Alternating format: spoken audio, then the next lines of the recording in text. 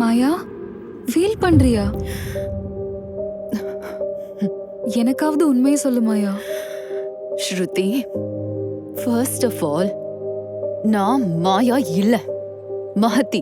மஹத்தின்ற என்ன 8 மாசமா என் புருஷன் செக்ஷுவல் டார்ச்சர் பண்ணதால சுத்தியால முகத்திலே அடிச்சேன், அவ்வளவுதான். மாயா அப்படி பேசாதடி, பயமா இருக்கு.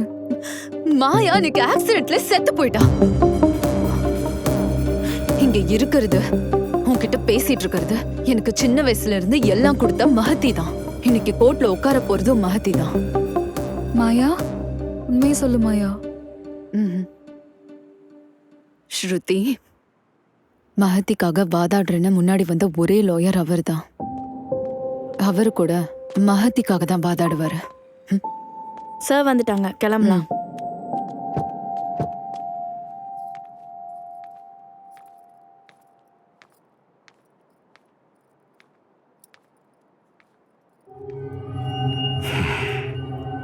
நீ ஒன்றும் கவலைப்படாத. அந்த மாயா மர்டர் கேஸ்ன்னு கொடுத்துருந்தா ஜெயிச்சிருக்கலாம். அந்த சிசிடிவி கேமரா ஃபுட்டேஜை நம்பி மேரிட்டல் ரேப் கேஸ் கொடுத்துருக்கா. மேரிட்டல் ரேப் கேஸ்ன்னு லீகலைஸ் ஆகலை. கேஸ் மொத்தத்தையும் இப்படி நம்ம பக்கம் திருப்பிடுவேன்.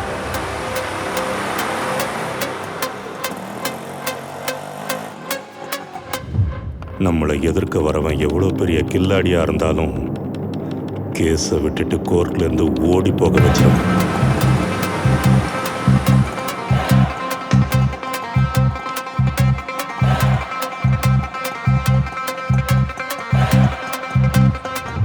நாம வாதாடுறதுக்கு விழுந்துருவான், இல்லைன்னா வாய்தாவுக்கு விழுந்துருவான். ஒருவேளை ரெண்டுத்துக்கும் விழலைன்னா நாமளே அவனை தூக்கி வீசி விழ வச்சிருவோம். அந்த மாயா தன்னை பெரிய அறிவாளின்னு நினைக்கிறா.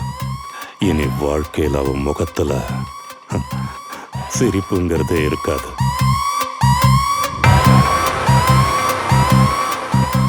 இத்தனை நாளா யார் யாருக்காகவோ வாதாடி இருக்கேன். இன்னைக்கு என் ஃப்ரெண்டு பையனுக்காக. அவ பின்னாடி யார் இருந்தாலும் சரி, ஜெயிக்க போறது நாம தான்.